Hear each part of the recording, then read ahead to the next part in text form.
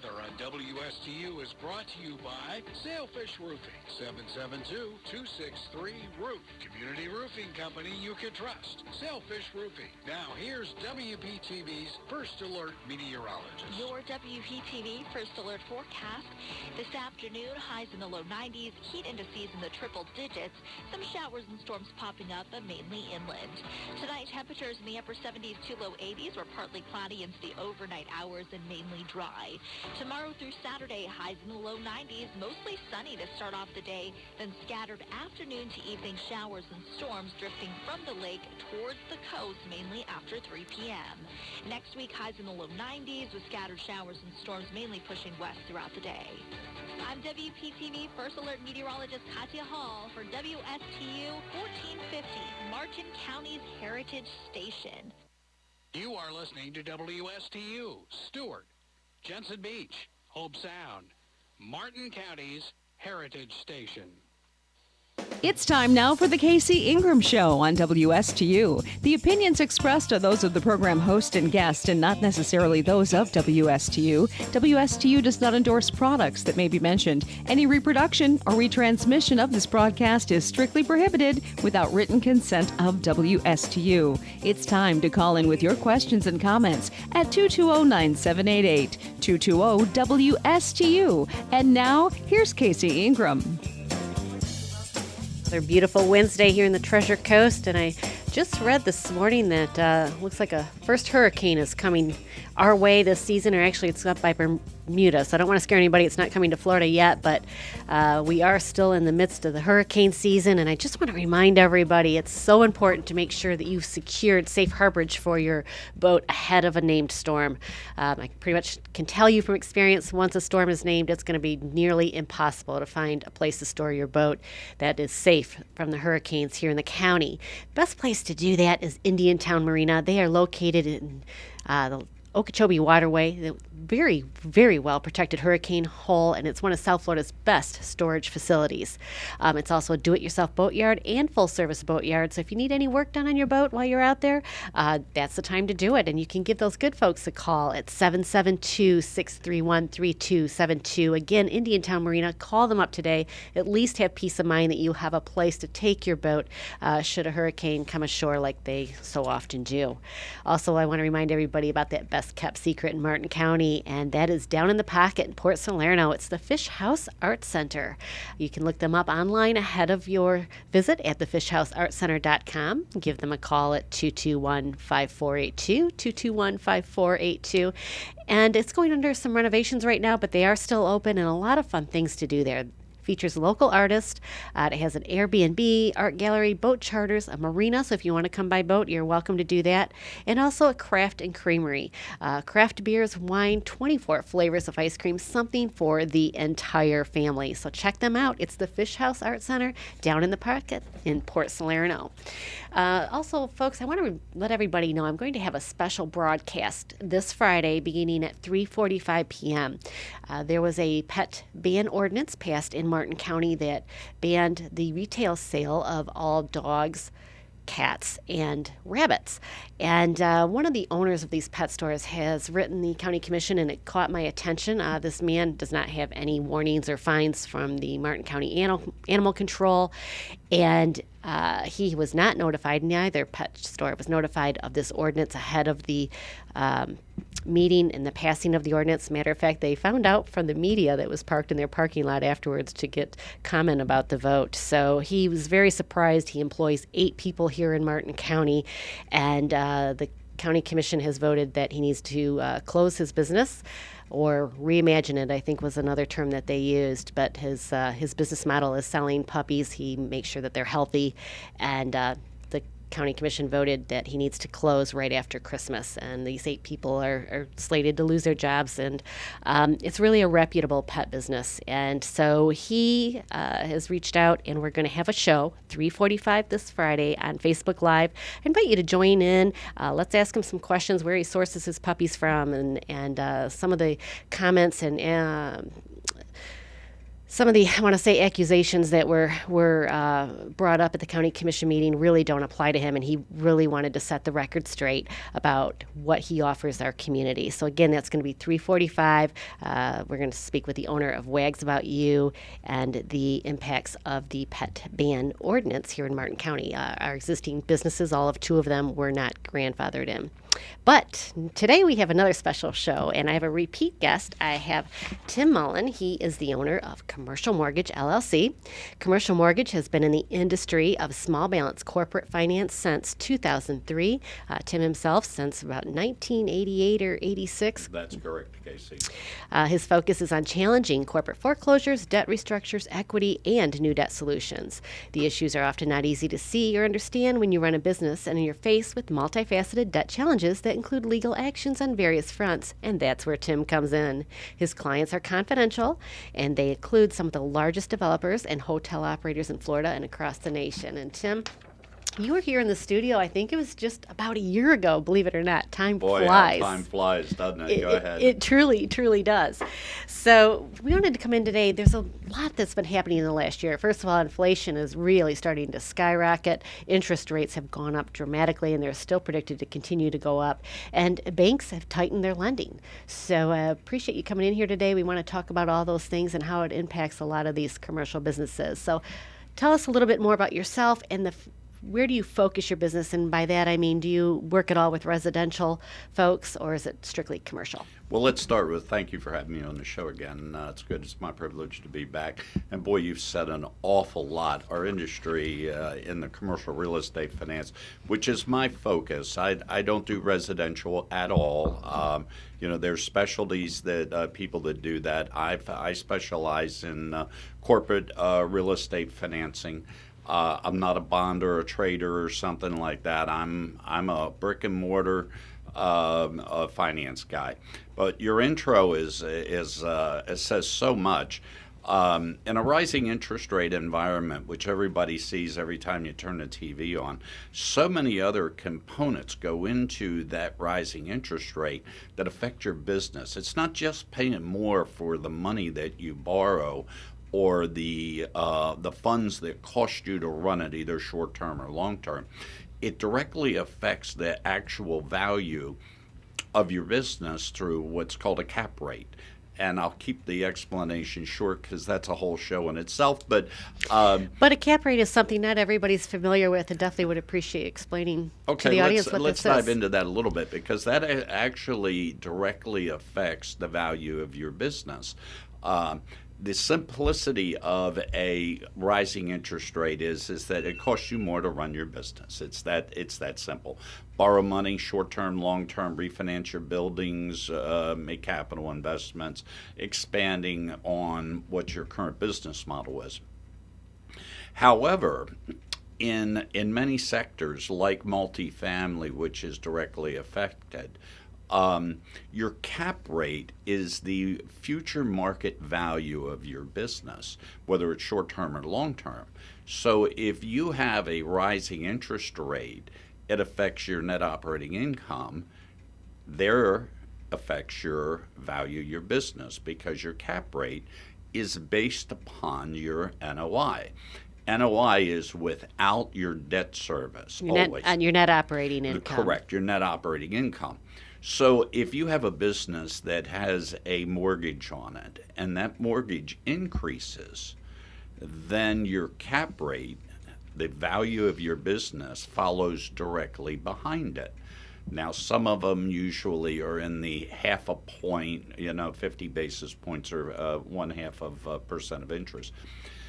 But there's some real disparities going on out here, which are good and alarming both. If you have a business that had an existing cap rate of, let's say, an 8, which was my marina business, was in an 8 cap, and we see a rising interest rate environment up to in somewhere between 9 and 10%, and you move the cap rate right behind it, which is a traditional way of looking at it, that dramatically affects the value of your business. So with inflation increasing and interest rates increasing, cap rates follow. They increase. They generally follow. Then that becomes a real problem because it becomes a self-serving problem.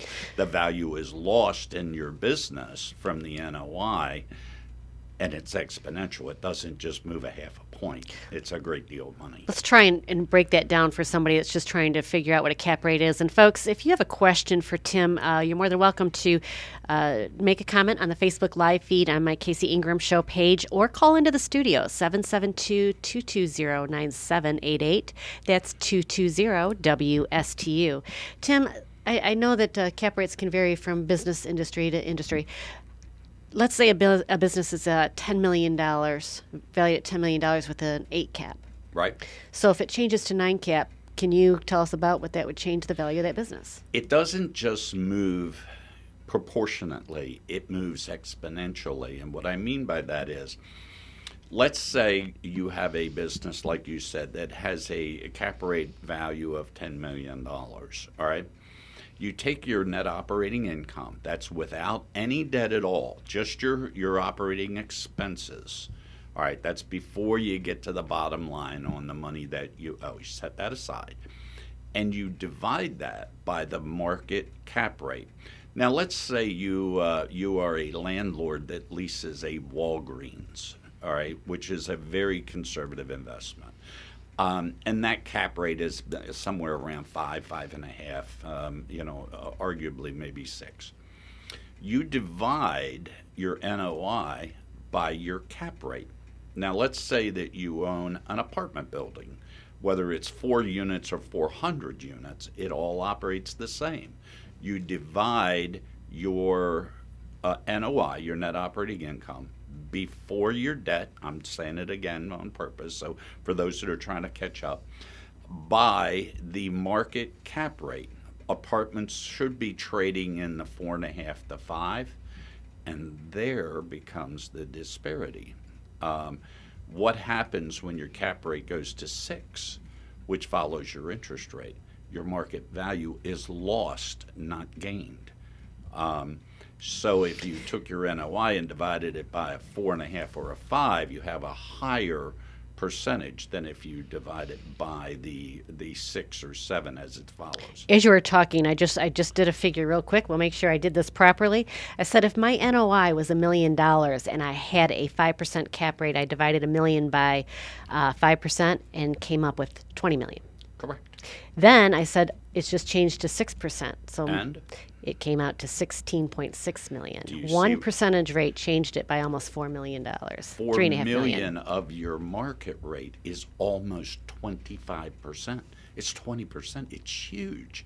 And what happens is, in a rising interest rate environment, you become subject to loss of the economic value of your business. And this is how lenders look. Do they solely depend on this? No, Casey.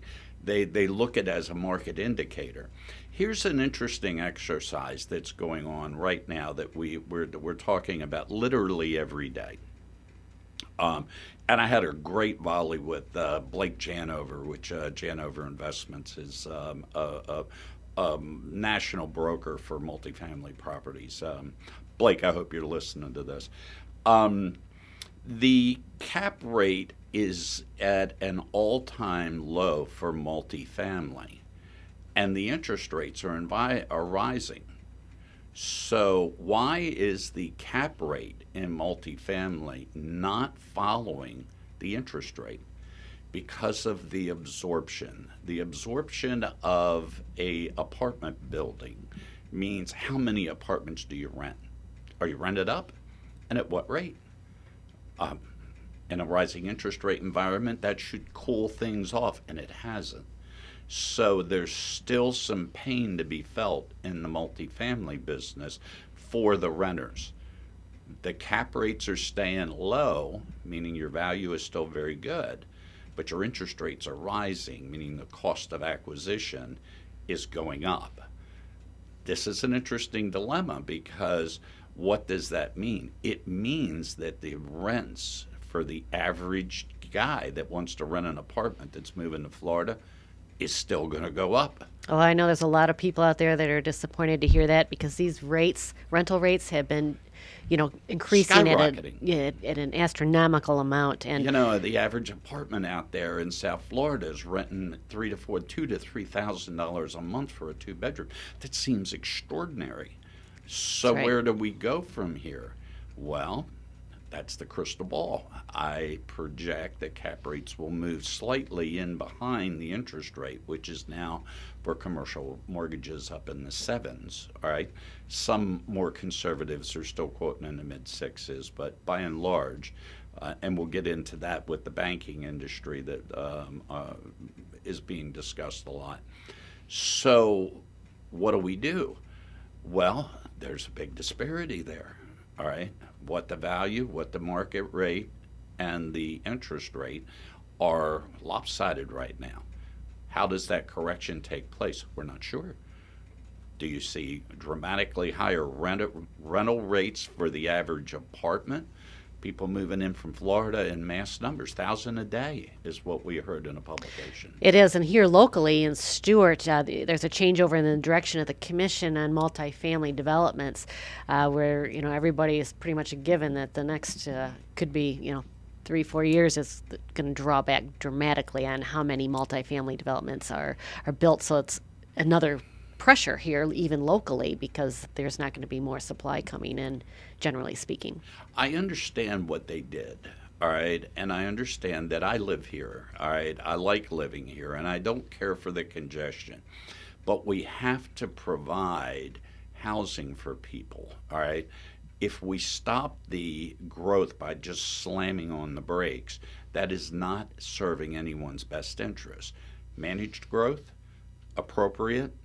Overbuilding is not good, but we have to provide housing for people that want to live in our county, whether you're living in an existing place and want to upgrade, all right?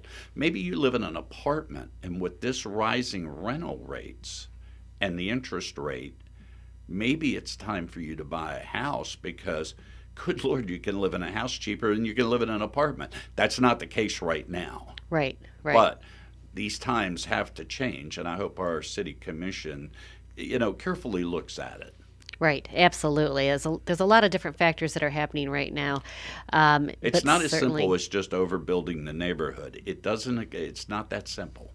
Go ahead. It isn't. There are a lot of factors. You're absolutely right. What are you hearing out there from your clients, your prospective customers?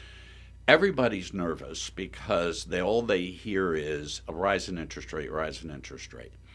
They're right. They should be nervous. And when will it stop? We don't know. I entered the mortgage business in 1981 working for a S&L, which I know there's no such thing anymore. Savings and loan. Savings and loan. And the prime lending rate was 18%, and home loans were 21%. 21%!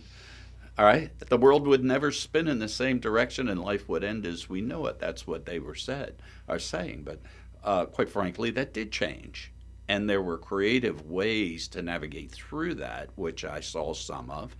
I was a chief lending officer at an S&L. Went on in the banking business and then out into the commercial brokerage business, which I seem to like better. But let's go back to what this means. All right, what does a cap rate mean to your business? It is just an indicator of the market value based on an NOI, net operating income. Remember now, without your existing debt, you take that out and set it aside. All right, there is your market rate of what your business is worth. But just an indicator. Don't anybody, start biting their fingernails. These are cyclical. And we're seeing difficulties in the banking industry, which has been greatly talked about even on the show on just before us, of the availability of funds. Stop calling your bank. He doesn't have any money. You're going to need to use the capital companies that specialize in commercial real estate finance, and there's a lot of them out there, and there's a lot of good guys loaning money where the banks are not. So this is the next opportunity. And you as a commercial broker, that's your primary business, and you are able to reach those folks that are lending the money to commercial businesses. I've been in contact with them for over 25 years. I mean, there's a cyclical nature to finance and business in general. The capital companies are loaning money. It's a little higher than the 4% that you got on your home. But, as long as they're still loaning money, you can pencil it in. My concern is market value, which then directly affects your appraisal of what your business is worth. That affects how much money you can borrow at what rate. So it's a symbiotic relationship between cap rate and interest rate. Just be mindful. Don't anybody start jumping out of buildings because they think their business is going down the tubes. There's opportunity in times where your business may be okay and your competitors may be struggling for other reasons. So I wouldn't run. I'd be just mindful of where we're at. And through the years, Tim, with your business that you've had for 3 decades now, you've seen a few cycles, haven't you? I've seen lots of cycles. Okay. As I said, I started back as a young man back in the mortgage business, and you can tell I've had some experience. All things change. All right. There's an old saying that I really like. Let's be strong enough to be flexible. All right. Understand what's going on and get an expert to help you. All right. Get someone on board like myself that says, all right, let's tap on the brakes and quit panicking. Let's see what the value. Maybe it's time to take a look at a way to repurpose real estate when things have become cyclical. Retail sector has gotten trampled hard, and that's what I spoke about on our last show.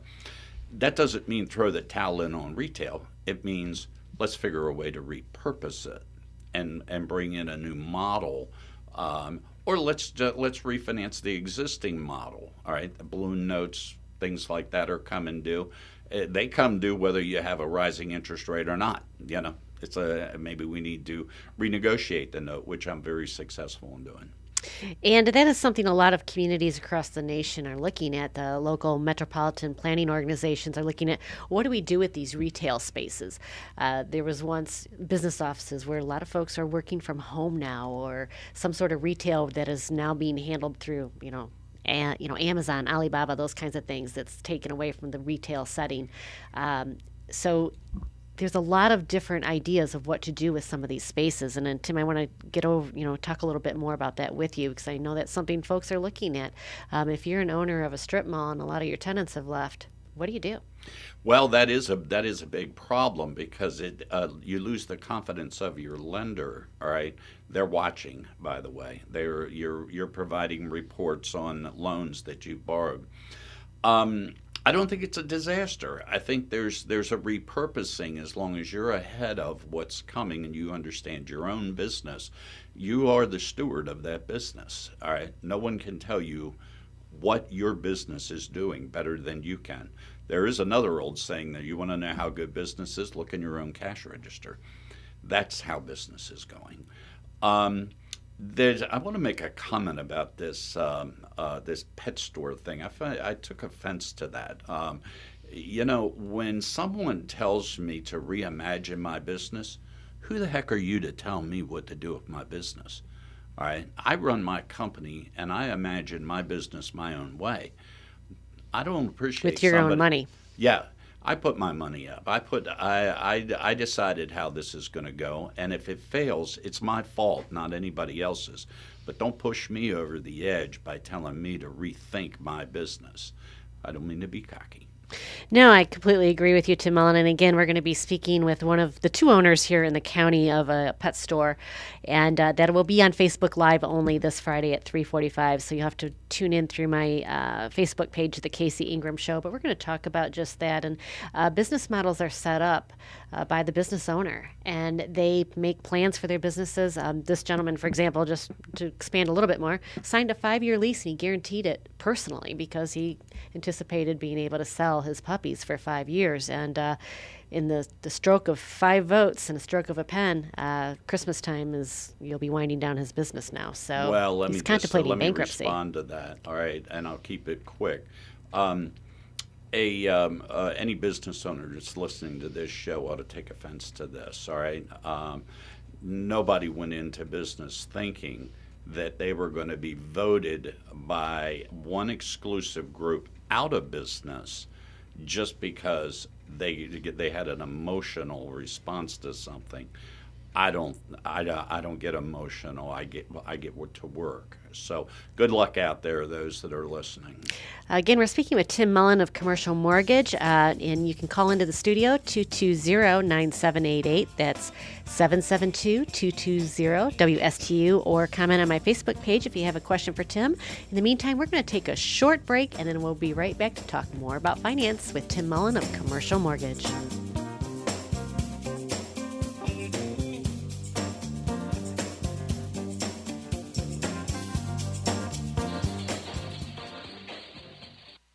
Forbearances, working remotely, internet shopping, retail space, and rental income have been hit hard by COVID. If you're looking to restructure your debt, obtain financing or equity, Commercial Mortgage can help you out. Tim Mullen at Commercial Mortgage has been providing debt restructuring services since 2003. Tim never charges a front fee and all consultations are free. Tim only gets paid if he provides you a debt workout. Looking for a debt solution or financing? Give Tim a call at 772-872-6099 or visit commercialmortgagellc.com to schedule your free consultation. You are listening to WSTU, Stewart, Jensen Beach, Hope Sound, Martin County's Heritage Station. You're listening to The Casey Ingram Show on WSTU Digital 1450. Call in with questions and comments at 220-9788. 220-WSTU. And now back to the show.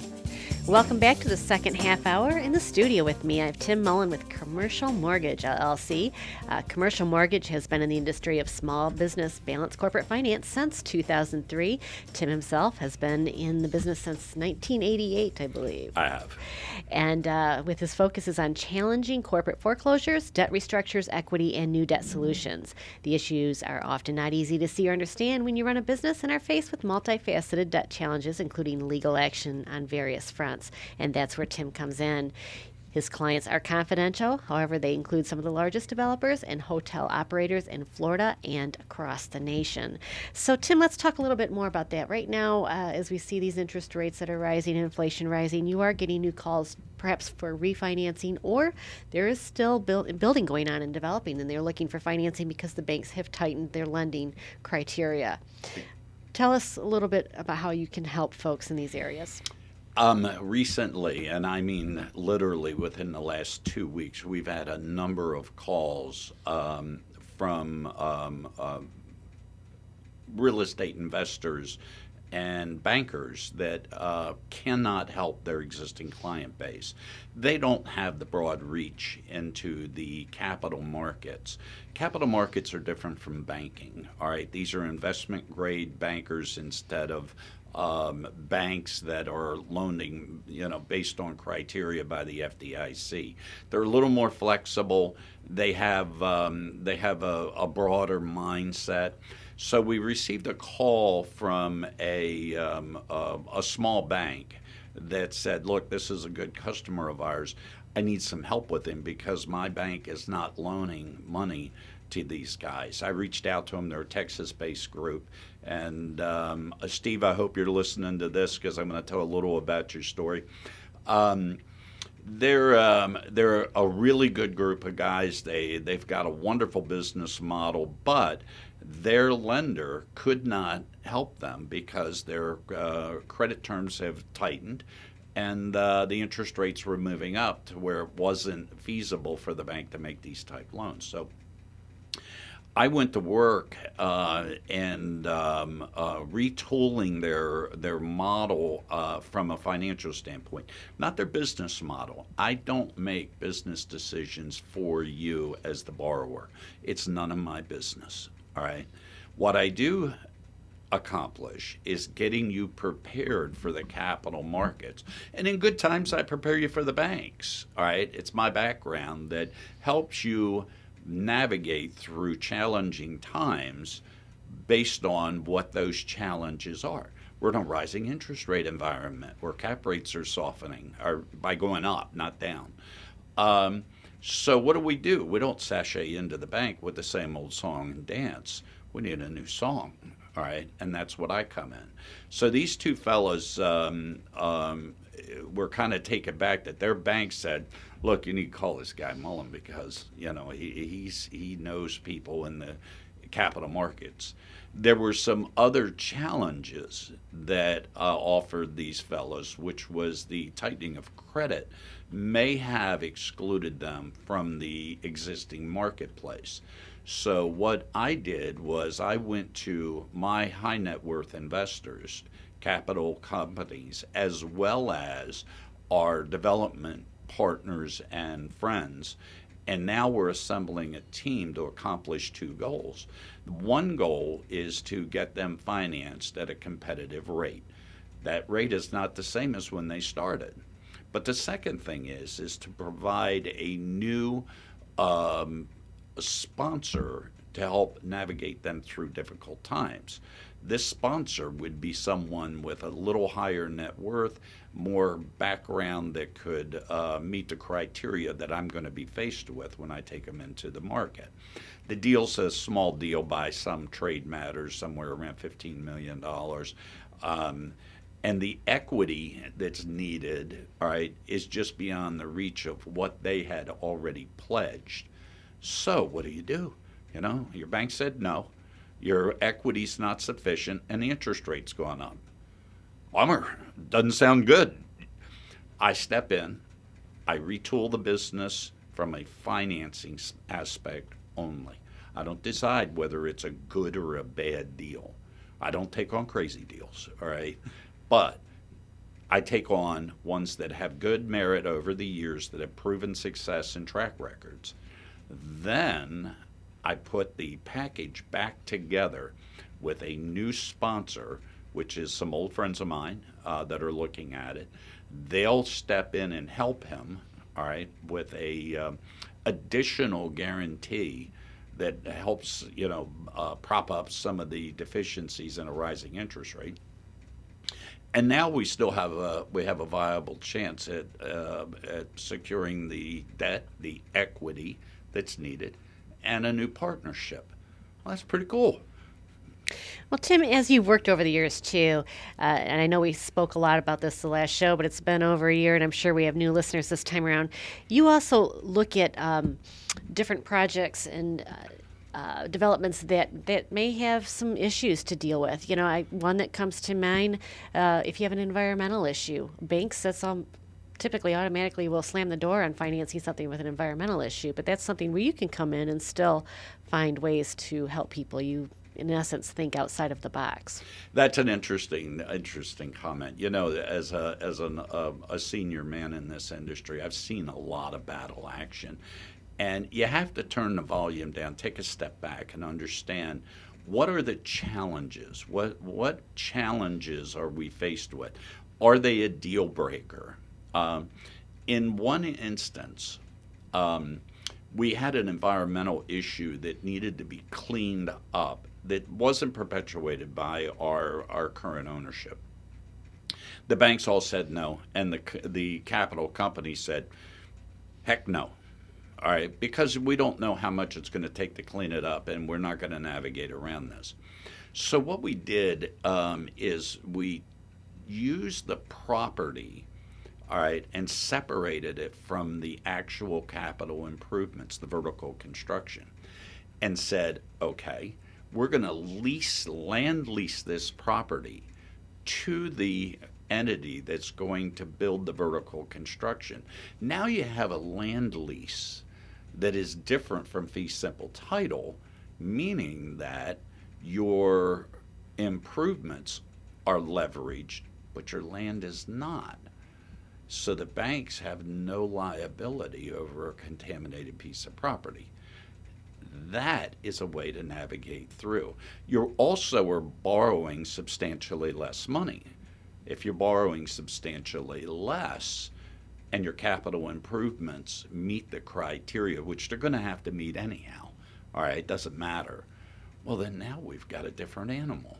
That's a workaround on an environmental.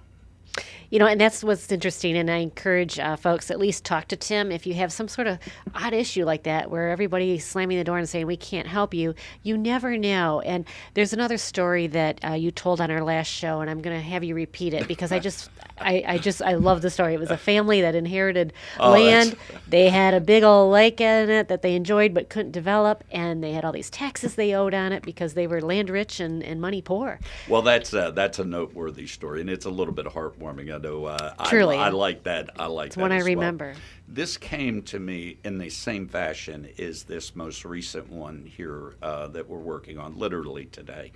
But this was 25 years ago, maybe longer. It's closer to 30 years ago. I got a call from a friend of mine at Union Bank in California. And he had a very long-time customer that had died. And the man owned a bunch of real estate, never really developed much, but it was out in San Diego, and it was up near the mountains. And it was a beautiful piece of property. And Dad died finally, and I think it was 5 to 7 family members inherited it. But Dad was a creative guy, and he had a lot of other holdings, but the kids didn't, and they didn't have enough money to pay the real estate taxes on the property. So they go into their bank, and the guy says, I have no idea what to do. He called Tim down in Florida. He's kind of a creative guy. And they called me. I spoke to him, and the biggest problem they had was this enormous lake in the middle of the property. And Dad's will said, "Don't ever sell the lake, kids." So it's okay. So they got to pay taxes, but they can't sell it. All right, so we own a lake now. What do we do? Well, they fondly remembered Dad rowing them out in the middle of the lake and fishing, in this old wooden boat and blah blah blah. So, and it's a noteworthy story. I'm sympathetic. All right, so I said, I don't know what to do for you. These are working stiffs now. These are just guys and girls that work for a living. They don't have the money to pay. I mean, this thing was huge, all right? And you can't develop the lakefront property. You can't sell, everybody says, well, heck, let's just subdivide it and put houses on it. Couldn't do that either. So I came up with a creative plan.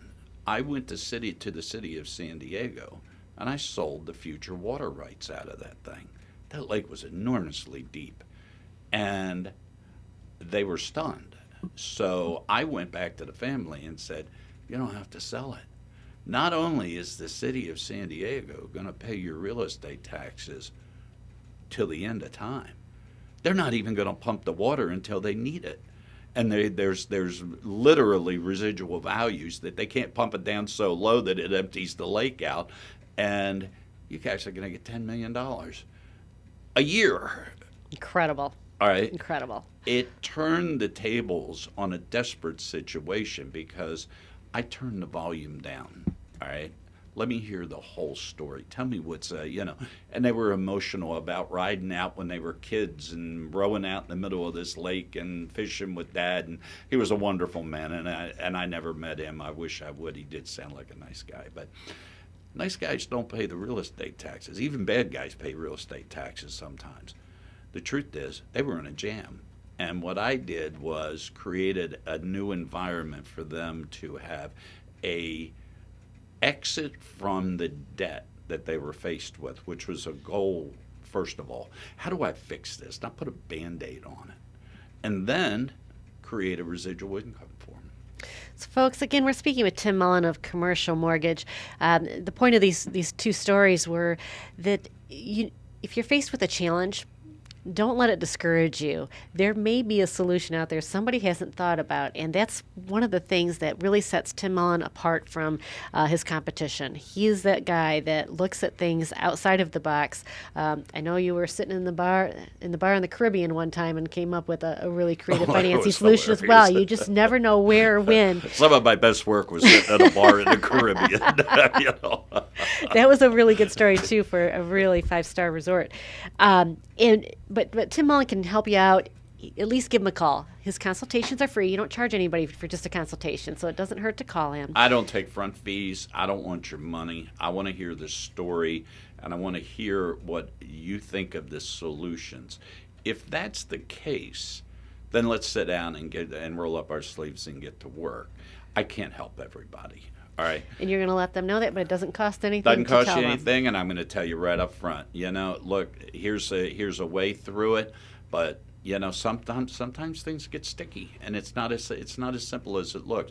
I can do creative things. Foreclosures, I'm very good at stopping them. All right, I can navigate through foreclosures. New debt solutions, that's the fun part. All right. The sticky part is if bankruptcy. Maybe bankruptcy is your next stop. If you're trying to rescue your property from the economic downturn, I'm not afraid of it. It's a legitimate thing, and if you're concerned about bankruptcy or you're sitting in your office listening to this, Abraham Lincoln, Henry Ford, Delta Airlines, and I found out recently Walt Disney all filed bankruptcy. You got on an aircraft, you went to Disney World, and everybody loves Abraham Lincoln, so you're keeping good company. That's right. You never know. These are just financial tools to help you get from point A to point B. It is a legitimate legal part of our economy.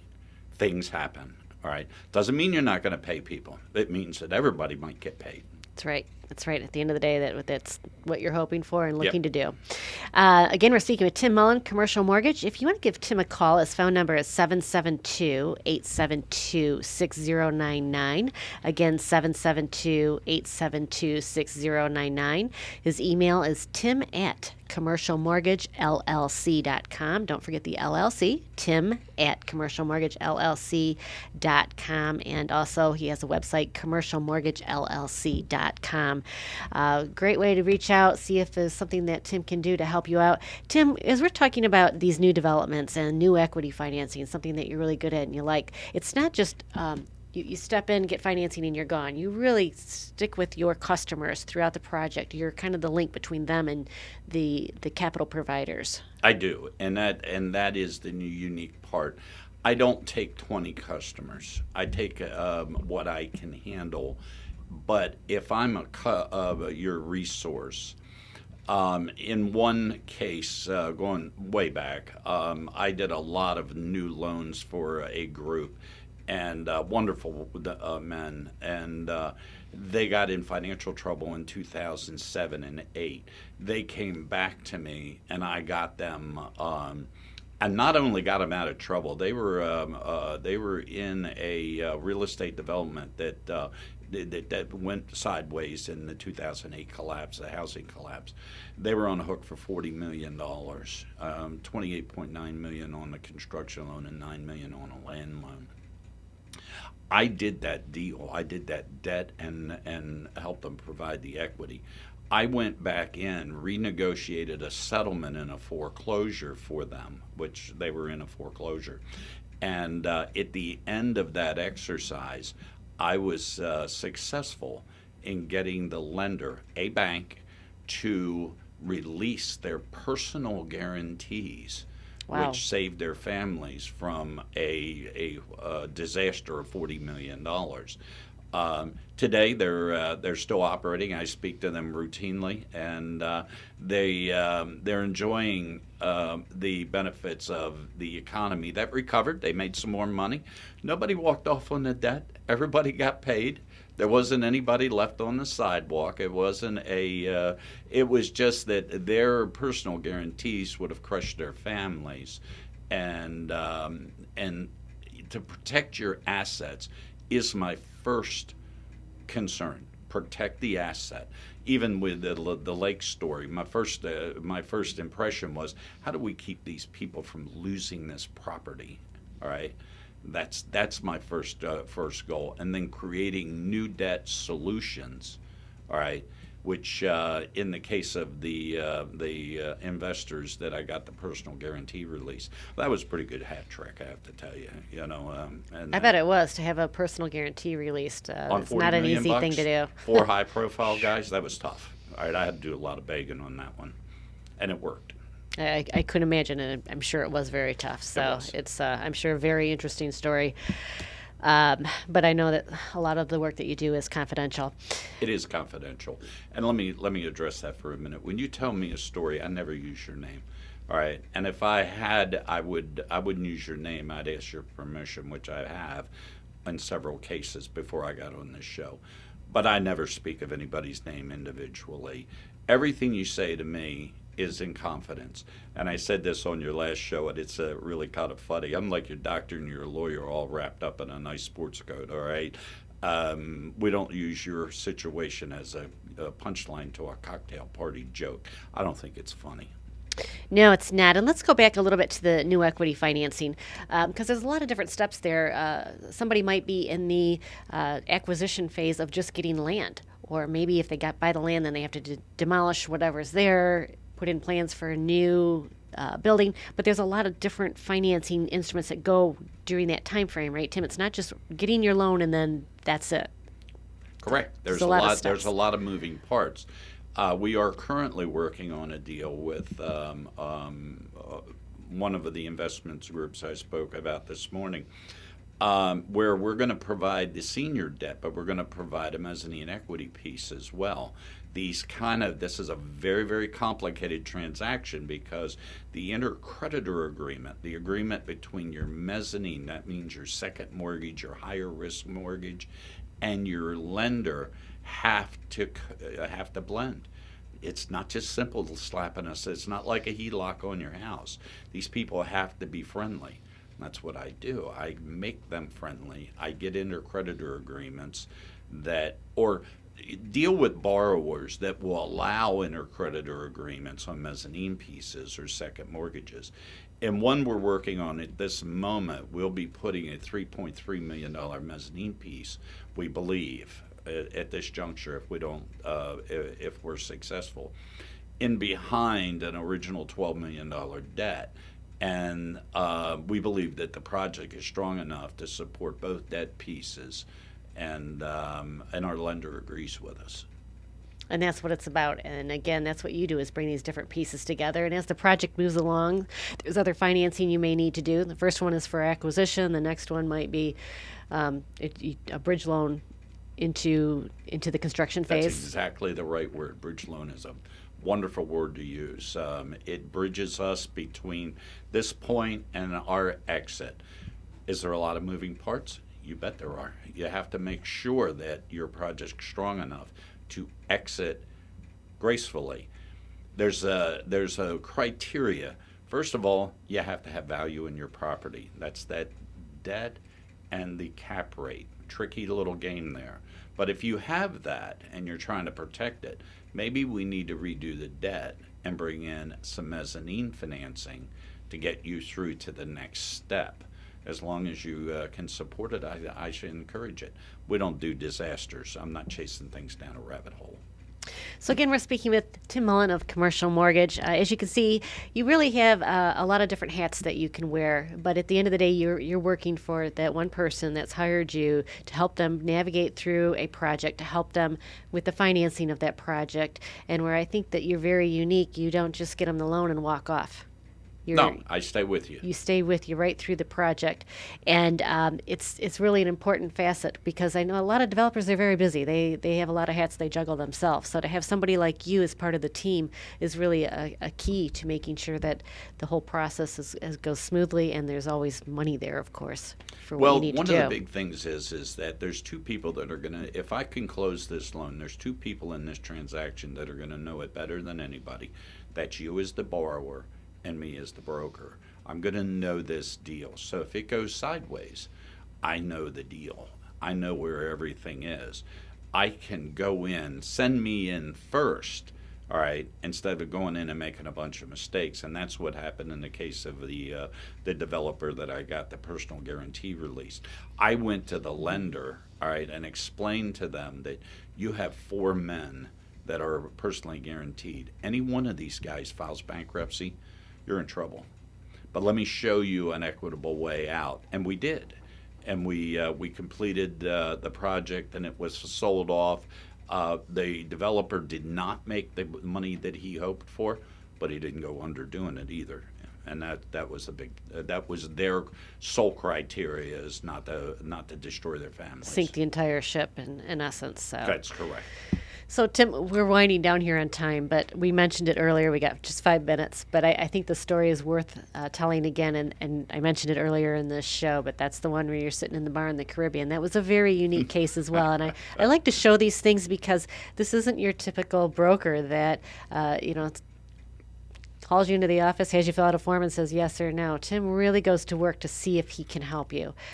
In all cases, he can't, but he lets you know that. And again, he doesn't charge a consultation fee. But here was a client of yours. I'll let you tell the story. Well, this is an interesting one that has to do with it's currently relevant to what's going on in our economy. I had a client out of London, England. It was an international company that was a construction and development company. This company had a huge line of credit. They were building football stadiums and airports and things like that all over the world. They were based out of the UK. And they had a very large, very well-known resort in the Caribbean. I can't use the name, and I won't. So they called me in to refinance the resort. They needed a non-recourse loan because their loan currently was recourse, and they was degrading their bonding ability on an airport that they were building. For those who aren't sure, what's recourse and non-recourse? Well, recourse is that they're personally and liable. The parent company is liable for the debt. Non-recourse is that the asset itself stands as the collateral for the debt. So I went down to the Caribbean. I'm in this resort hotel. I'm calling all over the place, can't figure it out. And I'm sitting with this bank that's on the island, and the guy looks at me and says, "Boy, your boys need a cosigner." And I thought it was funny, and I went back and was sitting at the pool bar going, "What do you mean a cosigner? These guys are $1 billion company." So I said, wait a minute. I picked up the operating agreement, read through the flag, which is the brand name. Lo and behold, I found it. They guaranteed the net operating income. I flew to their headquarters in Chicago, talked to the owner of the company. He said, "That's exactly what it means." I flew back to the bank. I said, "I have a cosigner." And they took a $35 million loan, non-recourse, and got it off their balance sheet. Pretty cool. And so is sitting at a pool bar, if you can do it, I highly recommend it. But this is another example. And folks, you've all seen loan documents. You've seen them, I'm sure, through your mortgages. These packages, looking through them, and you found that one sentence that was key that, everybody else had kind of Guaranteed the over. NOI. Huge. Made all the difference. They made all the difference.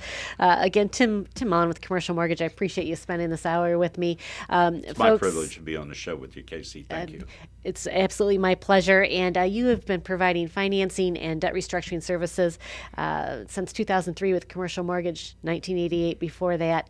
Folks, give him a call, 772-872-6099. You can look him up online, commercialmortgagellc.com, or email him, tim@commercialmortgagellc.com. And I want to remind everybody again, I'm going to have a special Facebook Live only show this Friday at 3:45, where we are going to be talking with the owner of Wags About You, one of the 2 local pet stores that the Board of County Commissioners voted to ban the sale of their business, is what they do, and that's sell puppies.